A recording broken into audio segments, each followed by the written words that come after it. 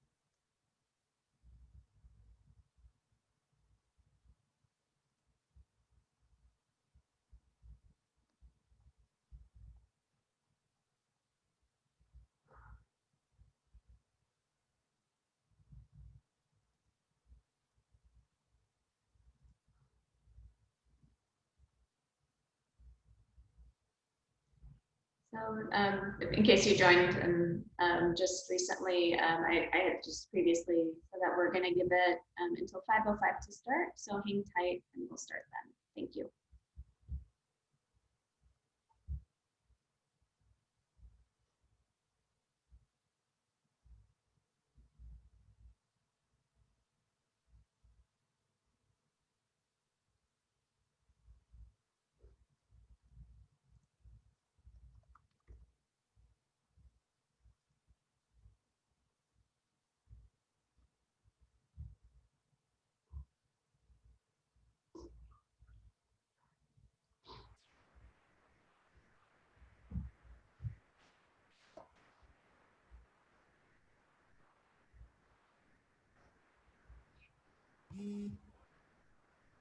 We'll start in just 1 minute. So if you need to go grab a snack, grab a drink of water, this is the perfect time. We'll get started at 5:05.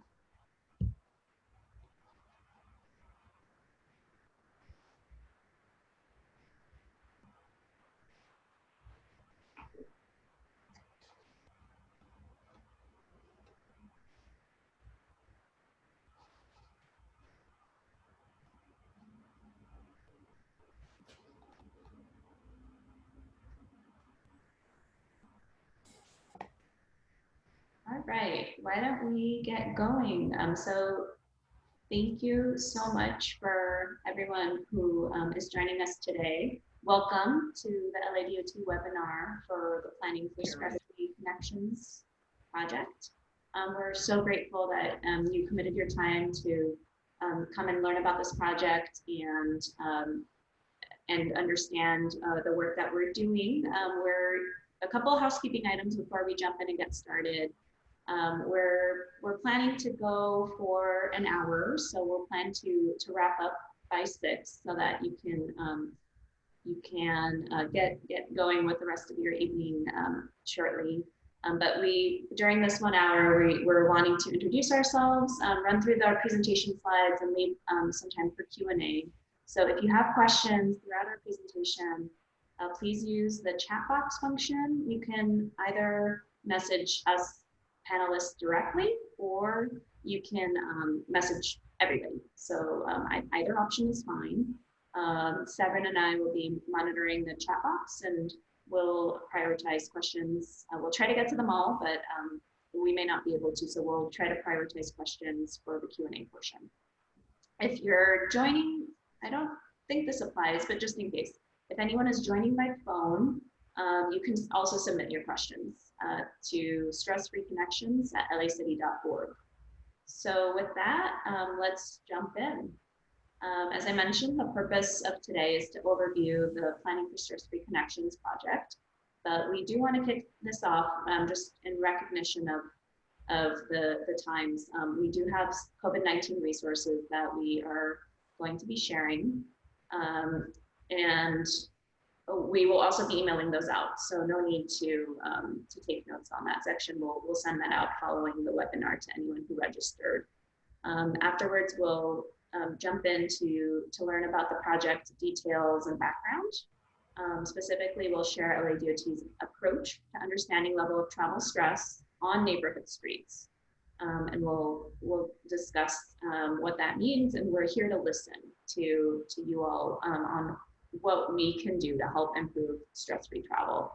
So first, let's start with a quick introduction of who we are.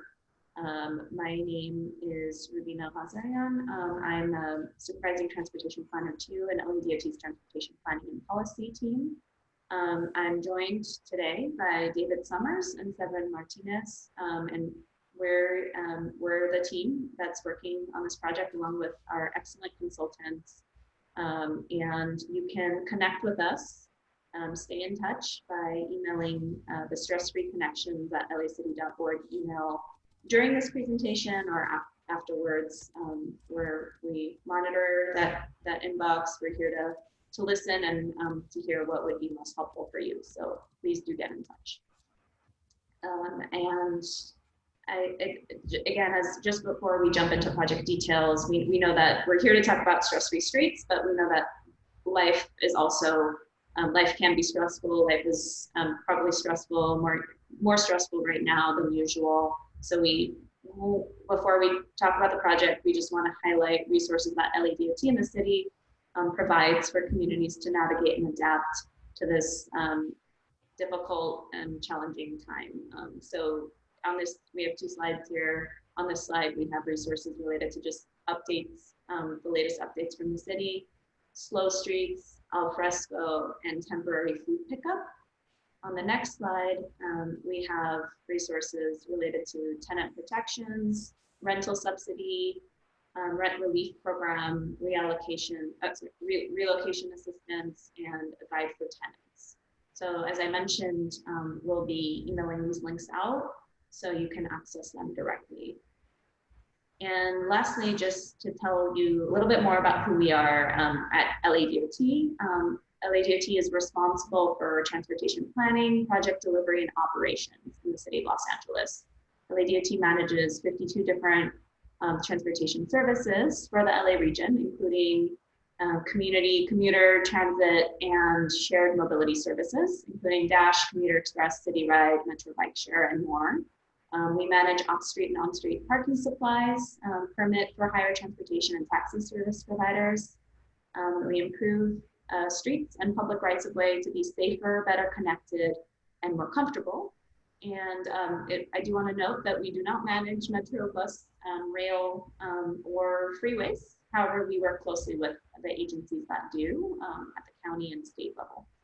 So with that, I will pass it over to David to walk us through the project background, and we'll get going. So once again, thank you all, and take it away, David.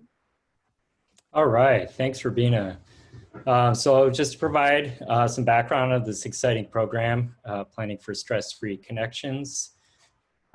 We started on this journey actually in 2018. The state awarded LADOT a planning grant, and the goals were to identify neighborhoods with the highest potential to increase bicycling and walking, collaborate with communities to help LADOT identify those local barriers and opportunities and general propensity to bike more, and identify infrastructure fixes to expand low travel stress networks in the central city subregion by relying on local streets. And so you see a map there of the central city subregion. And we use data to identify areas where it will be likely for people to bike and walk more if it were safe. We mapped neighborhoods in the city that provided a good mix of services or were close to regional and commercial destinations. And in these neighborhoods, trip lengths are generally short, and the trade-offs in proximity can often outweigh the competitive advantage of driving in terms of time spent traveling. So these factors indicate there are hotspots, biking, walking are reasonable options that could satisfy the daily needs of travel. Here's a closer look at some of the neighborhoods that are covered within the central city subregion, which comprise areas from mid-city to the west, to Boyle Heights to the east, and from South LA up to Hollywood. And the reason we focus on the central city subregion, if you may be wondering, is that it includes approximately 2 million residents, the highest population densities west of the Mississippi River, and has a high concentration of jobs and services. And these are all reasons that the central city subregion has a high propensity for car-free travel, where biking and walking and taking transit can be as competitive and sometimes more enjoyable than driving. And then so, how do we measure travel stress of our streets? To make meaningful progress in supporting stress-free travel, we need to understand our street network and how they score in terms of travel stress factors in order to learn where we can make the greatest gains in providing stress-free connections throughout this area. We use data to measure level of traffic stress on city streets that we'll be exploring in more depth. And we focus on residential streets or local streets in identifying those travel stress factors. And so we identify hotspots shown here in red, where we could select infrastructure fixes to expand a low stress network, shown here in green. Also, we refer to as just those stress-free connections. And while data is important to understand how stress factors are expressed on our street system, we at LADOT want to ensure we collect the barriers and constraints to stress-free travel from people that use the street system every day. We collaborate with community-based organizations, residents, and travelers to inform us where the barriers are and the willingness to bike and walk more if there were safer options available. The most important tool we have is the survey that we launched. We'll be going through some of the sample questions with you, and we'll forward a link to all attendees on this webinar. We hope you can help us distribute to your friends and family and networks who travel in the central city area to explore where we can make the most gains in stress-free travel. This survey results will help us confirm or refine constraints and opportunities we have mapped based on the low travel stress factors. So as an example of that survey, I'm gonna launch a poll, and there'll be 4 questions. 3 are multiple choice and 1 is just yes and no. And this is helpful for us to lay some groundwork for how people travel. So 1, how do you usually get to work, school, and run errands? And this is a multiple choice question, so you can pick those ways of getting around that you regularly rely on. You don't have to just pick one. For those that mostly drive, the second question, what factors most influence your decision to drive? Why is it safer, or is it faster? Is it more convenient? And for the third option, or for the third question, if you have tried other ways of getting around, walking, transit, and rolling, but had a bad experience, what happened? And the last question is, are there any trips that you would consider shifting to walking, taking transit, or rolling, such as biking, scooter, and skateboard? So I'm gonna leave the poll open here for just a few, maybe a minute or two. I see we're probably about almost maybe 40% of people voted. So you could just take a few minutes there to complete.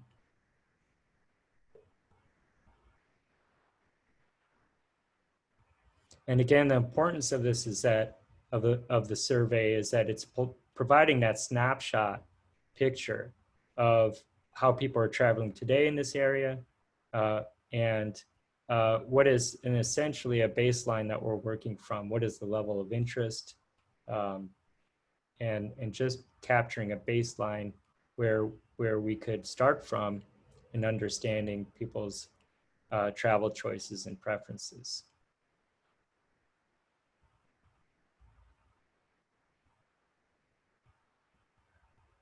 Oh, I see. So there is probably a better answer we could have provided for 2. It looks like we could have had a not applicable. So for people that are trying to answer not applicable, we'll correct this. And it's correct, by the way, this is correct on the online survey itself. It's just it was not included in the poll I created for the webinar. So just this is just for demonstration purposes. So don't worry if you have to just answer a not 100% accurate response for number 2 in order to complete the rest of this survey. This is really just for demonstration purposes. But I assure you that this is that the order of the questions are correct in the online survey. So we are at 30 of 36 responses, and about maybe I'll leave it open for about maybe 20 more seconds, just so I give people enough time.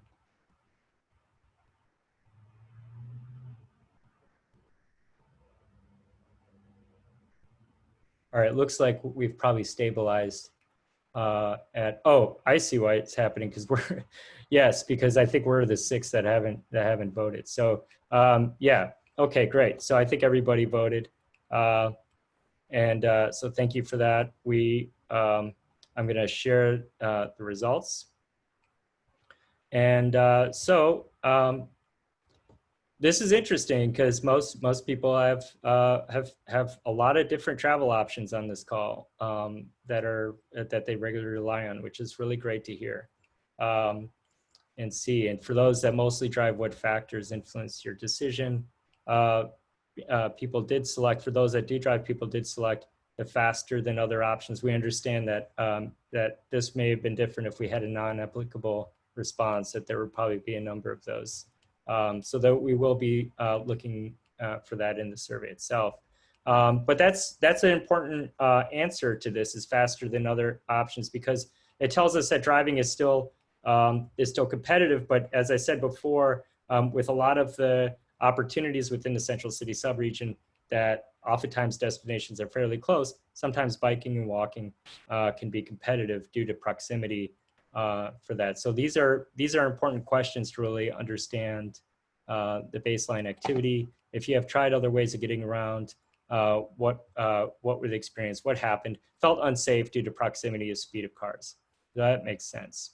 And yes, most responses said they would consider more trips for biking and walking. So this concludes. Severin, I'll just ask if you can you take a copy of the survey results? I was able to get it. Okay, great. Excellent. Thanks so much. All right. So that's just a snapshot of one aspect of the survey that we'll be distributing. And we're certainly would be grateful for support in answering those questions. And let's see here. Oh, yes, that was this for that. And then so as part of our engagement work, entails identifying solutions, those infrastructure fixes to expand the low stress network. We'll work with community partners to further define constraints in the most high opportunity streets to complete stress-free network connections. We'll identify solutions from our toolkit to address travel stress on local streets. And once we confirm these solutions, we'll work to address the challenges and add specific infrastructure fixes to our pipeline of projects for funding to build and expand low travel stress networks. And through this program, LADOT can make a significant progress in satisfying a key goal in the city's mobility plan 2035, which is the circulation element of our general plan. And this is really why we initiated this journey to begin with. The city adopted that plan in 2016. So this program is a continuation, really an implementation component of that plan, of committing a planning program to building out a network on our local streets. And the plan defines goal providing access for all Angelenos that can be partially met by building out those local street connections as defined in the neighborhood enhanced network map in the plan. And we're using these streets as a basis to define our needs and challenges. So we're really starting from that neighborhood enhanced network and then further characterizing those in terms of those travel stress factors. And so now I'm going to transition over to a project lead on our team, Severin Martinez, to talk about the technical approach to mapping travel stress and why it's important. Yeah, thanks, David. So yeah, I want to elaborate a bit more on what we mean when we say stress-free streets and why that's important. Now, if something could embody what it means for a street to be stressful, it's probably captured pretty well in this picture here. We see a school family literally running across the street because there's no safe crossing in the vicinity. And this is exactly the kind of situation that we hope to correct for through this project. We don't want people to be fearful just because they're out walking or biking. Next slide. So this cartoon strip elaborates on that idea a bit more. We see here a granddaughter is telling her grandmother that she'd like to bike to the park to meet some friends, and the grandmother is concerned for her granddaughter's safety. Likewise, the grandmother needs to pick up some items from the pharmacy, which is just a few blocks away from their apartment. And she's not biking, she's walking, and that experience can be just as harrowing for the grandmother. And what this really demonstrates is that it's one thing to have your destinations nearby, it's another thing for those destinations to be accessible. And this story painted in this little comic is by no means unique. There's hundreds of stories like this throughout the city, and results in people either not making trips or making trips and having those trips be very unpleasant. Next slide. So we acknowledge that for a long time, the city has focused on putting painted bike lanes on busy streets. And to be sure, these kinds of measures have been shown to improve safety for all road users and to promote bicycling.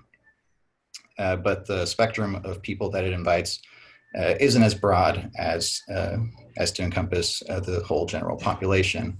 And this is borne out in research as well. We see that streets with slower moving cars and with less car traffic can be more inviting. And what you see here is a picture of a father out bicycling with his young son. And this is on a residential street that has received no specific investment in order to promote biking. The conditions by default just happen to be very pleasant because there's little car traffic on this street. So if we can stitch together these kinds of situations, it could really go a long way towards providing a network that is inviting for all ages and abilities in this city with thousands of miles of streets. Next slide. And we also see that there's benefits that extend beyond just sheer transportation utility with the kinds of improvements we'd like to see through this project. We see that streets with less traffic tend to have less noise and air pollution. People are more likely to know their neighbors, not necessarily by name, but maybe by face if people are comfortable sitting on their porches or on their stoops and They'll see their neighbors walk by, on a regular basis, might give each other a nod or something. So there's a bit more of a community cohesion when there's less car traffic on our streets. And of course, we see that these streets tend to be safer and more accessible. And it's not just the young, fit, and fearless out there taking to walking and biking. Next slide. So having said all that, we're not giving up on the big streets.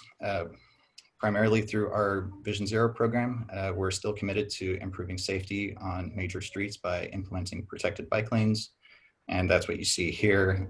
There's one that's currently under construction in South LA, and one that was recently put in downtown LA. And ideally, through this project, we'll be able to provide connections to these protected bike lanes along our residential streets. Next slide. And that's exactly what you see here. The bright green is where bike lanes and protected bike lanes are envisioned to be implemented. And then the dark green shows the neighborhood streets that can feed into these facilities and fill the gaps where a protected bike lane may not provide access. So a bit more about level of travel stress. Next slide. So we know that there's factors that influence how people perceive a street. And this kind of research has been kind of spearheaded by the Mineta Institute in San Jose that really broke ground on this topic first, I believe back in 2012. And we're building on that research with using a lot of the same factors, but also adding factors of our own to the city of Los Angeles. So we see things that like number of travel lanes has a bearing on how comfortable people feel. Speed limits, streets with higher speeds are going to be flagged as being more stressful. Street width. So even if you have just a single lane of travel in each direction, if the street is enormously wide, there's probably not much to discourage people from speeding and therefore impacting somebody's level of travel stress. So we also see parking, street grade. So you might have a residential street that on paper looks just fine, but if it has steep inclines, that's gonna make for a more stressful, or at least a more strenuous experience walking and biking. Intersection treatments, so how people get through intersections, whether those be small intersections or big intersections, and lane widths. And the little cartoon on the bottom here is an attempt to help define what level of travel stress looks like when a residential street meets a busy street. So with a level of travel stress 4, that's the most stressful the situation that you'll encounter. You might be having a perfectly fine experience, but then you get to the busy street and there's really no way to control the busy cross traffic. So you kind of just left out there hoping for a gap and then proceeding when you feel it's safe to do so, or you might rush across or something. Level of travel stress 3, we see that there is a marked crosswalk. So there's a bit to help you get across. You might have to dismount if you're biking, and this kind of crossing may be a bit more difficult to see in the dark, but nonetheless, it does offer a level of improvement over nothing. Then level of travel stress 2, we see there may be some kind of flashing beacon assistance, but from the bicyclist perspective, it might still require that you initiate some kind of informal movement, like you go from riding the street, then you bike up to the sidewalk, push a button, and then get back down into the street. And then finally, with level of travel stress 1, ideally there would be some kind of loop detection or bike-oriented push button to help you command the busy street to stop and allow you to safely proceed to the other side. Next slide. So returning to our little comic with the grandmother and the granddaughter, we see here what a built-out version of a low-stress experience might look like. That could include speed humps on the residential streets, mini traffic circles, a painted bike box that tells you where to stop to trigger a red light for car traffic on a busy street, pedestrian crossing to make nearby places actually more accessible for walking and biking. Next slide. Our early analysis is showing us where there might be more promise in proceeding with our first steps with this project. What you see here are our current iteration of of us mapping travel stress within the central city subregion. The darker green indicates a more pleasant experience, lower stress. And then the yellow and red indicate more stressful situations. And the dots you see on the map are some early intersections that are being highlighted for our attention as places where we might be able to more easily fill a gap than elsewhere. So these are places that are more likely to otherwise provide a low stress experience, but there's just one gap at a particular intersection. Next slide. And this shows just a different portion of the city. The same thing, a bit more South LA focused here. Again, where the data is currently showing us where there might be more promise than elsewhere. And All I'll right. turn it back to David. All right, thanks, Severin, for going over the technical details of the factors. And so, how can we maximize investments with some of these solutions that we're identifying? We'll talk about how we can synthesize information to identify infrastructure fixes that will maximize investments to build stress-free connections. We'll identify high priority gaps in the low stress network. Then by addressing the challenges at high stress locations, we can open up the most opportunities to provide a continuous stress-free travel experience. We focus on intersections where we can provide safer ways to cross multi-lane arterials and result in more stop compliance of that cross traffic. And then also calm traffic on higher volume local streets to further increase or reduce the level of stress that may be experienced with driving amongst traffic. So this is an example of a street that could inform an important network connection on a local street, really across city travel opportunities. And that's why we're really looking at local streets, because if some of these challenges can be addressed, they can actually serve as important networked streets.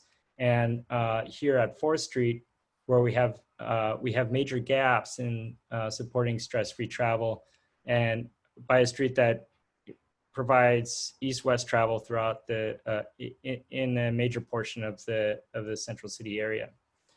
There's 2 intersections along the street that have no stop control for pedestrian and bicyclists, so they essentially have to navigate this space, and that likely will only result in the most highly skilled people being able to navigate that space. So people that have more beginner bicycle skill sets would feel maybe less secure. Maybe parents wouldn't let their kids bicycle to their friend's house if they have to cross that street and there's no protected crossing.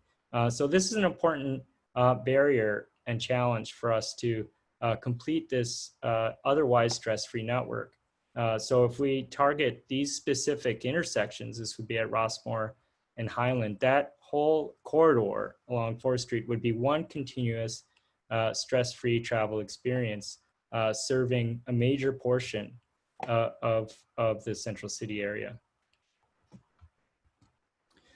So at this point, I'm going to launch the second poll, which will also include questions from the survey that we'll be sharing. I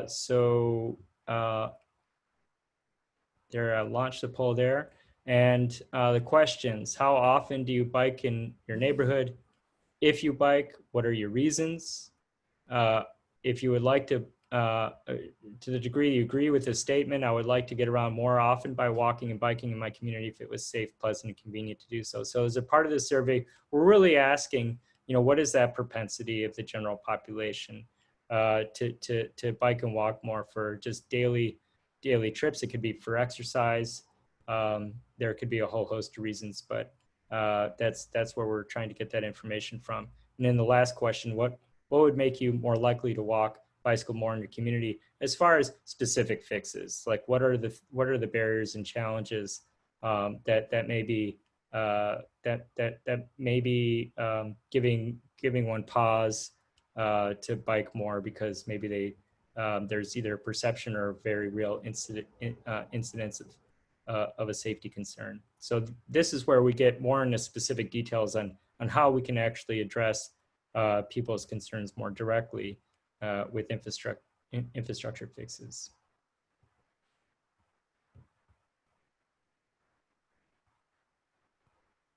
And I see that there's a pretty active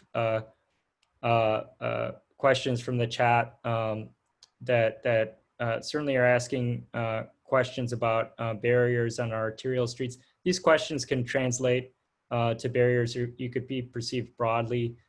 So if separation from vehicles, for instance, is an important barrier, that could translate to either riding on local or arterial streets and barriers. So this isn't necessarily limited to the solutions that we're seeking throughout the project, but it's helpful nonetheless in understanding what the constraints are.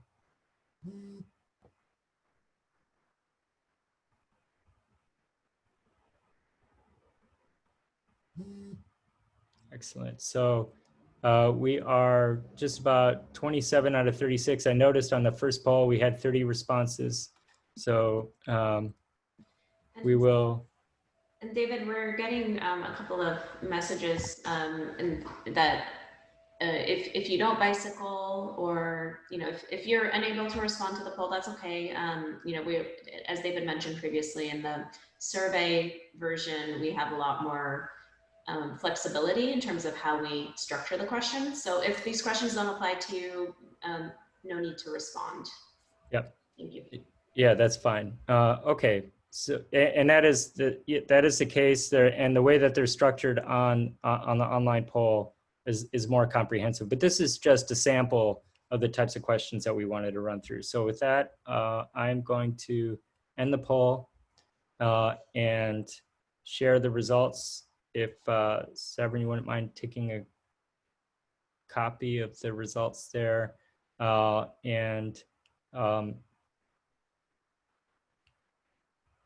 looks like, yes, interesting responses. And a lot of people would certainly bike more if it were safe, pleasant, convenient.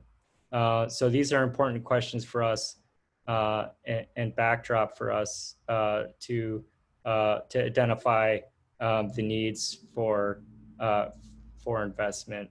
That what would you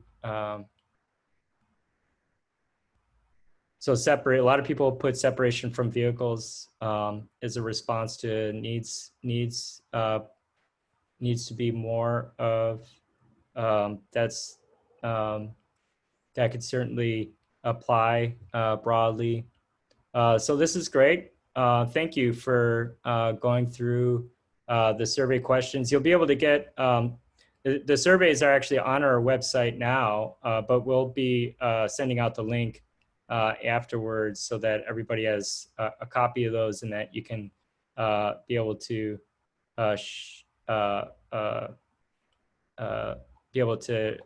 distribute those to your friends. And all right, so where do we leave off here? So where does that take us as far as the next steps? With the survey is an important, definitely important aspect of our engagement. We'll also soon be convening focus meetings around specific neighborhoods to validate the needs and resolve barriers we have mapped through, and we have to do this in mindful of our COVID pandemic time. So we'll try to facilitate virtual walk audits to sending out, could be forms and specific strategies so people could just document some of the barriers that we see. And these will be in defined corridors that we're still looking at now because the data is still coming in. But where we see that we can make the biggest difference, we will be reaching out and engaging residents and organizations for those specific areas to really just map those barriers and constraints as they are, and those challenges. We'll convene subsequent meetings to discuss potential solutions that build stress-free connections, where we will we address the barriers identified through our data, and we will be looking at those measures in our toolkit that we could apply to local streets, and specific opportunities could be locations where we could support more rapid flashing beacons or bicycle signals that get you across that high volume intersection and provide that stop control. And so those are important solutions to resolve those intersection challenges and barriers. But there's also solutions to solve more of those segment volume speed control on those streets. So speed humps could be part of the toolkit, or traffic mini circles. In some instances, there may be neighborhoods that are looking even at diversionary measures. It's a solution that have explored in limited circumstances. So that's just at least a sampling of solutions that we can bring to the table there. And so the transportation project funding and delivering can be like a game of chutes and ladders. So like in a board game, there are tips and tricks where the journey for low cost and quick build projects is shorter, but has not reached its desired destination, so needs additional funding and development to deliver ultimate results. So this is where we can sequence and phase low cost solutions in some instances. While planning and designing and building infrastructure is never simple and fast, we think that this process will be more nimble than other initiatives. As compared to a typical restriping project on a major arterial, the process to fund and approve the solutions in our neighborhood street toolbox can move quicker through our planning process because they include infrastructure fixes that do not involve as many trade-offs and are less capital intensive and involve less risk that can result in cost overruns, and include project elements that can be sequenced in phases. Our hope is that feedback we gather and conversations we have with you all during this project can help us understand each other's role in city building and empower us to work together to test quick build solutions and to secure funding to build and maintain the permanent transportation infrastructure we need. So the major ask is that to complete and distribute the survey to your peers and family and friends, colleagues, those that travel in the Central, East, and South LA. And the most important at this moment is just completing the survey. And we'll be looking at specific engagement opportunities in specific areas soon as we're able to assess the data that we're reviewing at the moment. There's going to be a project interactive webpage, so you'll be able to see some of the data that we've been talking about in terms of mapping our local streets in terms of travel stress. So that's going to be available as well. And so with that, I'm going to share our program email. Suffice to say, this project is supported by an engagement team at the Los Angeles Neighborhood Initiative. Monica Carlos is the lead there. So if there's specific questions you have on how opportunities to get engaged, feel free to follow up with Monica on specific questions. We're engaged on a regular basis. And of course, under COVID, we're having to shape our strategies very nimbly so that we can do engagement in a way that's safe and physical distance. But it's important that we still continue to make progress on this work.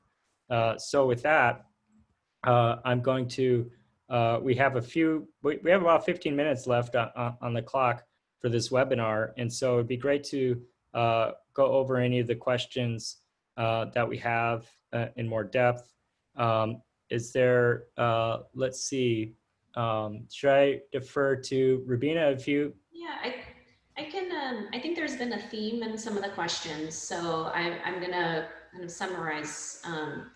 A few participants have been wondering, David and Severin, specifically about the stating a need for continued focus on building out the protected bike lane network. And how does that fit into the overall, intent of what we do at LADOT? How does this project fit into the larger toolkit? So maybe you can put this in context in terms of where we are and what our overall intent is at LADOT. And this is an important question, no doubt. We think that, so ever since we've adopted the bicycle plan in 2010, the bicycle plan had two networks on it, the backbone network and the neighborhood network.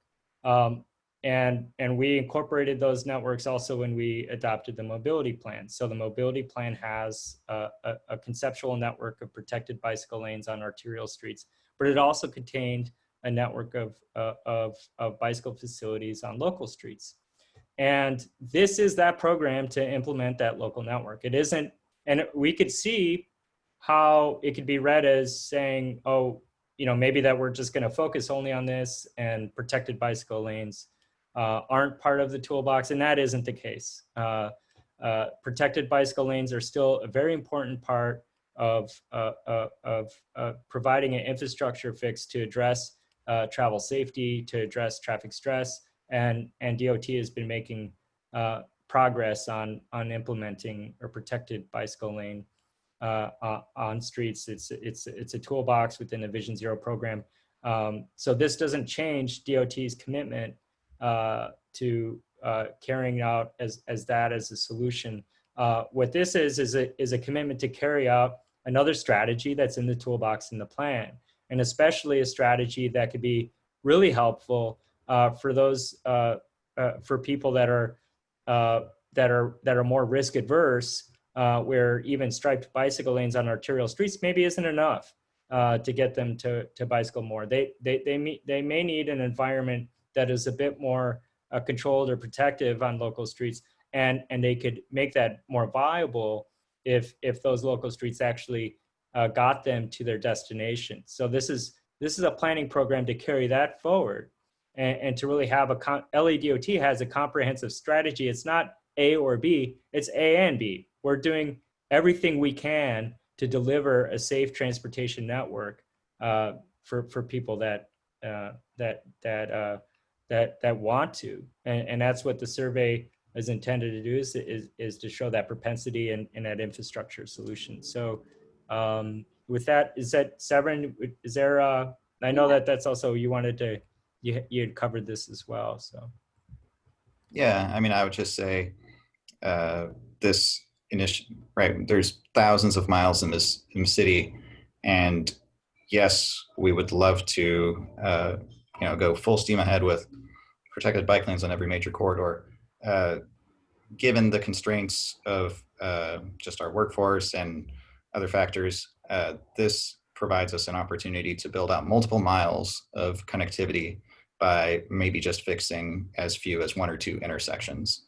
So it's kind of a more nimble way to build a network of connectivity without having to necessarily do miles and miles of implementation. It can be more intersection based, or yeah. So we can do both.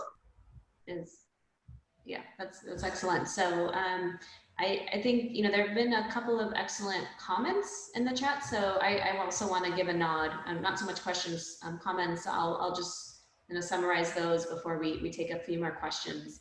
One of them is specific to the way that it just in, as a COVID response initiative, LADOT turned off pedestrian push buttons in certain parts of the city in high density, especially focused in high density, more walkable parts of the city. And I think that the comment here is that we should consider maintaining that beyond into the future, and focusing on solutions like that instead of loop detection, which I think there's interesting something interesting to be said there, and we'll take that back. And a second comment on cool pavement, where if we're potentially aligning with the cool pavement program and planning out neighborhood street infrastructure, there's added benefit there where we're lowering temperatures, where we're inviting people to utilize the streets, which goes a long way in terms of long-term health benefits. And so some great comments there.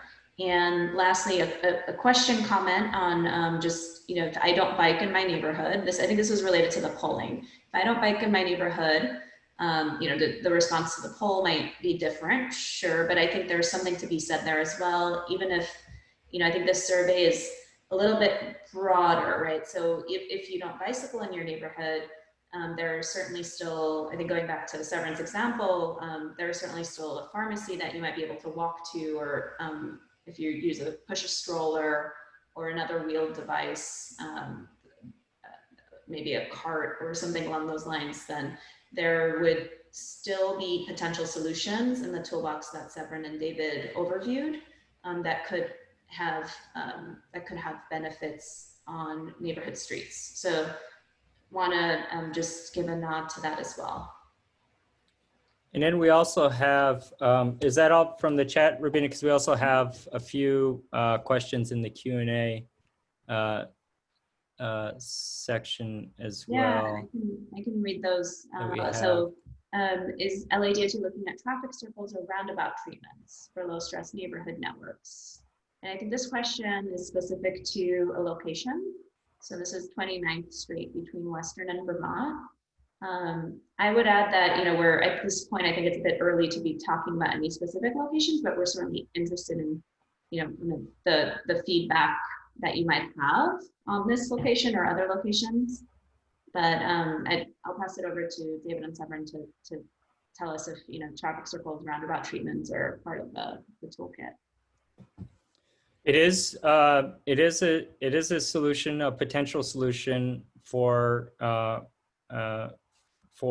neighborhood greenway, bikeway that we can consider, and we'd want to know more about what is the specific remedy that it's to be addressed. I mean, I think that it's certainly possible. Many traffic circles tend to be pretty expensive, just in terms of they involve a little bit more reconstruction, and so some of the solutions they're probably the more costly relative to some of the solutions we're looking at, but we could certainly explore those, and we have delivered mini circles on similar programs like through Safe Routes to School.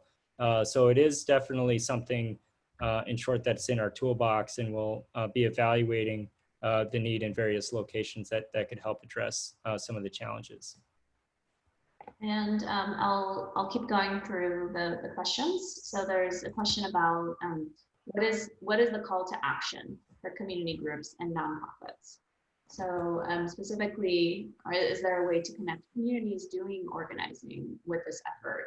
And how can residents who are working on things like speed humps, or getting improvements like speed humps, sidewalk improvements, and other infrastructure, how can they be connected to potentially get that infrastructure faster or in alignment with this effort if the geographies align? Absolutely. So this is really the two-way process. It's really a conversation and a dialogue. So one is emailing the specific opportunities to stress-free connections at lacity.org or the challenges that you're seeing and would like to bring forward, we can certainly include that in the backdrop of bottom-up information finding that we'll be finding through walk audits or other means. So one is just engaging us through the email programmatically, defining the need, why it's important. I think a part of the dialogue is where does it align in terms of priority in providing like a network connection and opportunity. Because I think this is what's helpful through the mapping exercise, is that we're identifying those streets that could really solve a network challenge getting from point A to B. So that's where we really see strong program alignment with those type of traffic calming measures on local streets that are seen to be desired by those communities. How well does it serve maybe a crosstown trip or connecting one neighborhood to another on a local street. So I think that that's really the dialogue that we want to engage in, using data, using ground up information finding identified from community organizations. Please advocate, you definitely engage us and to see if your community is interested, if you're working with a CBO or an organization that is interested in really advancing this. We're very open right now, and we want to know where those interests are. So this is exactly that time to have that conversation. So first, engage us by email.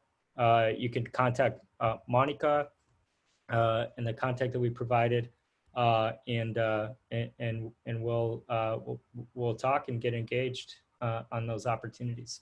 And I would just add that, I think it's also an excellent point that on our end, right, on the LADOT staff end, we're also, I think that those are some excellent suggestions, and we're using the data to be able to overlay and map out where there are those synergies, so that when we're building the pipeline of projects that David described, we're putting these, this is a planning process, right? So we're getting those into our pipeline.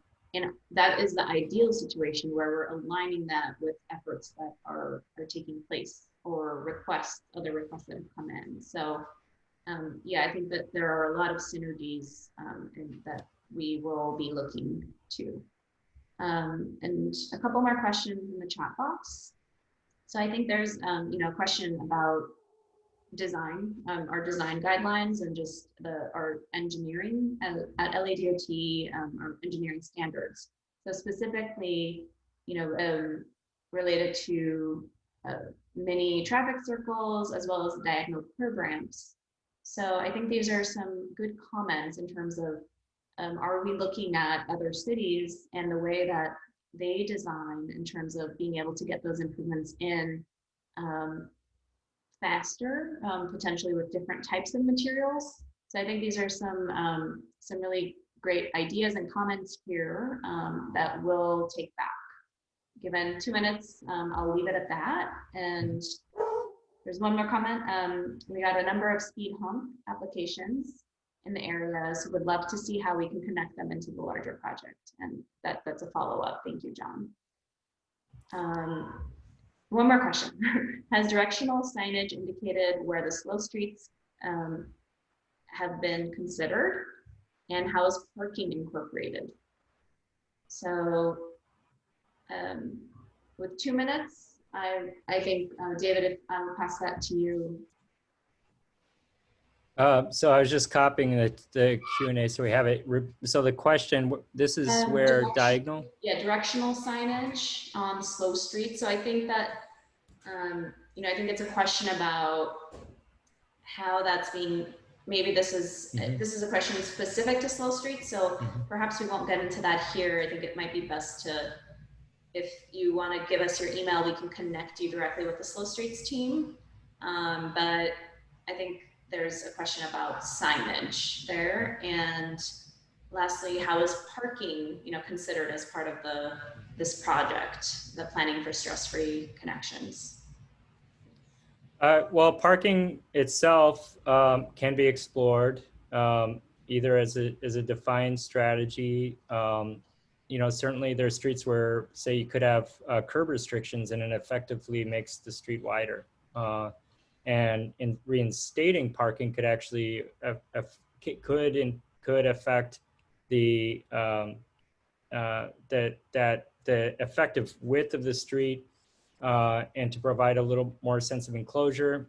You know, there may be trade-offs there. Diagonal parking, I think, was a question. I think we typically would want to see reverse angle parking if we're looking at that as a solution to help address bicycle vehicle conflicts. So yeah, it can be certainly explored. Some solutions may involve trade-offs if we're saying like curb extensions or something like that, where you have parking at the intersection. They're just going to have to be sorted out through the design process. So there is a number of ways that we would certainly explore on-street parking, either directly as an important strategy to calm traffic itself, or as something that we may need to optimize to deliver some of the design solutions. I think that might, hopefully that addresses that question.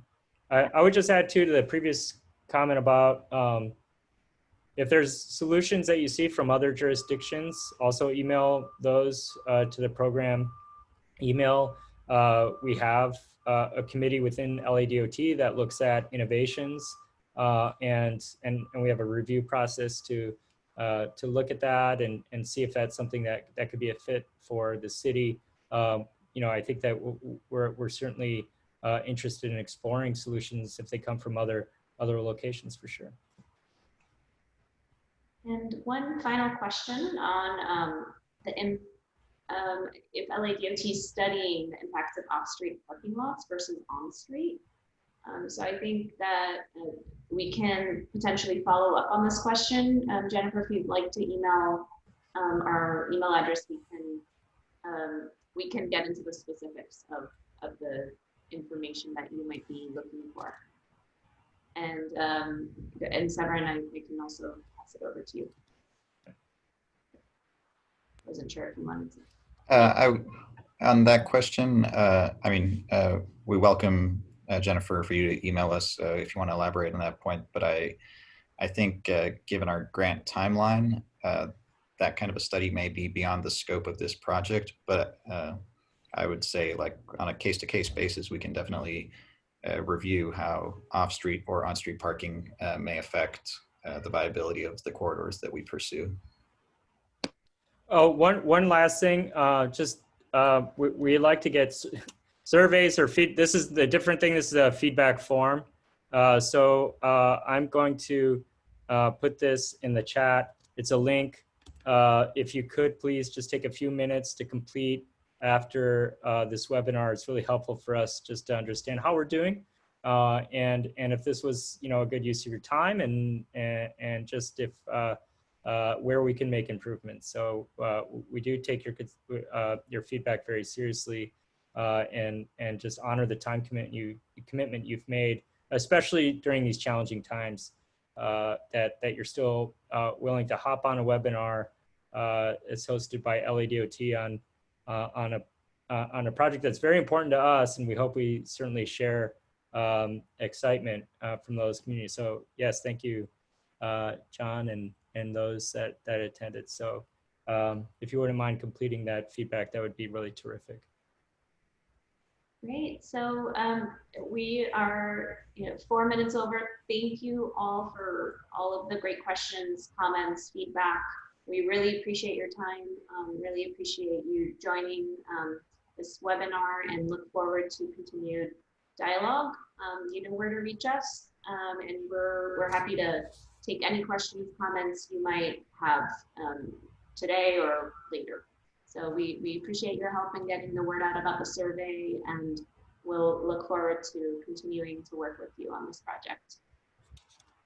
All the best, and I will, once, if that's it, I will go ahead and end this meeting.